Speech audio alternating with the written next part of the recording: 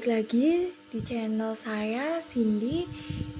Saya dari kelas 2K Manajemen dan dosen pengampu saya yaitu Bapak Sandi Wibowo. Di sini saya akan menjelaskan mengenai human capital atau modal manusia. 1. Arti dan pentingnya human capital.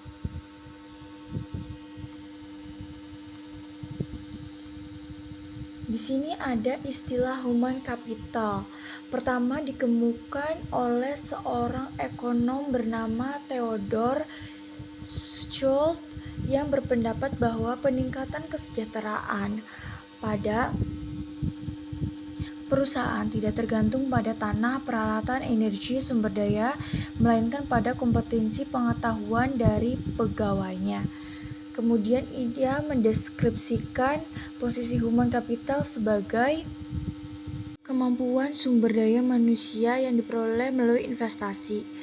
Di sini juga ada untuk mendeskripsikan human capital sebagai kombinasi dari keempat faktor tersebut sebagai berikut, yaitu ada 3 karakteristik atau sifat yang dibawa pada pekerjaan, kemampuan seseorang untuk belajar, dan yang terakhir yaitu motivasi untuk berbagi informasi dan pengetahuan.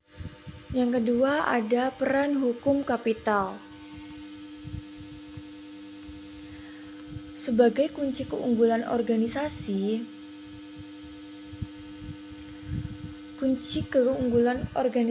terdiri dari 3 kelompok utama dari aset perusahaan, yaitu aset finansial misalnya uang tunai dan surat berharga. Aset disebut finansial kapital. Aset fisik terdiri atas peralatan, gedung, tanah.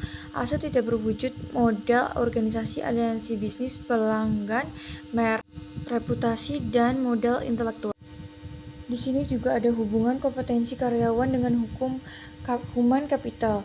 Dalam meningkatkan kompetensi karyawan, tantangan utama yang harus diperhatikan yaitu kompetensi harus sesuai dengan strategi bisnis, dan kompetensi perlu diciptakan melalui lebih dari satu mekanisme. 5 cara untuk meningkatkan kompetensi karyawan yaitu 5B, yaitu ada buy, membeli, build, membangun, borrow, menjamin, bounce, melambung, blind, mengikat.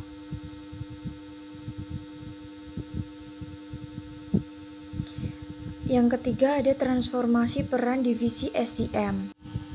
Model konseptual yang dikemukakan oleh Ulrich menggambarkan bahwa transformasi divisi peran SDM yang didasarkan pada 2 dimensi utama, yaitu dimensi operasional dan dimensi strategis. Dari 2 dimensi ini muncul 4 peran SDM, yakni strategic partner, administrative expert, employee champion, dan change agent.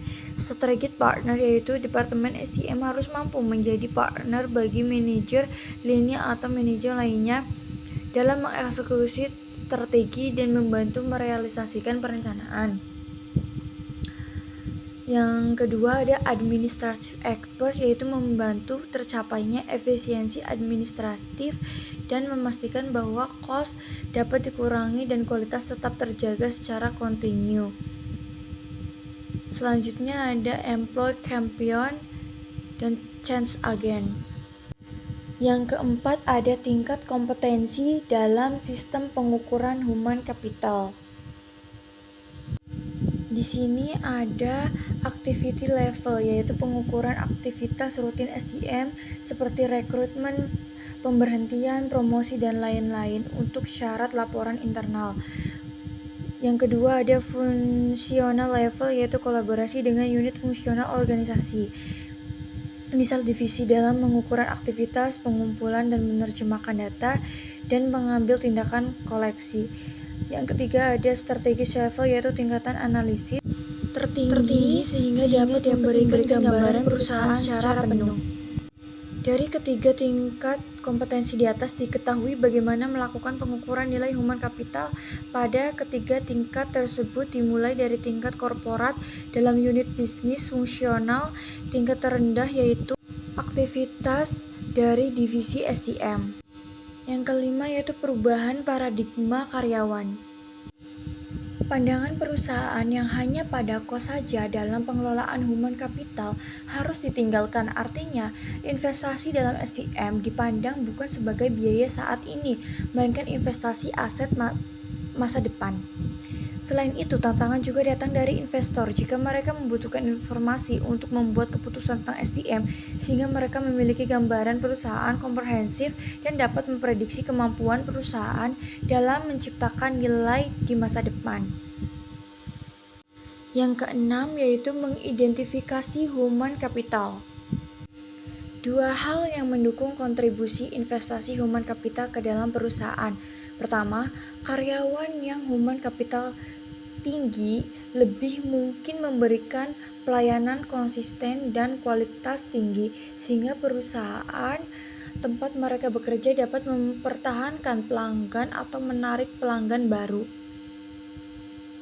Kedua, pelanggan potensial dapat menggunakan kualitas human capital dari karyawan perusahaan sebagai alat penyaring untuk memilih layanan yang mereka sediakan. Untuk keberhasilan perusahaan, proses atau bisnis apapun tergantung pada 3 keterampilan, yaitu commodity skill, leverage skill, propriety skill. Oke, sekian dari saya. Bye guys.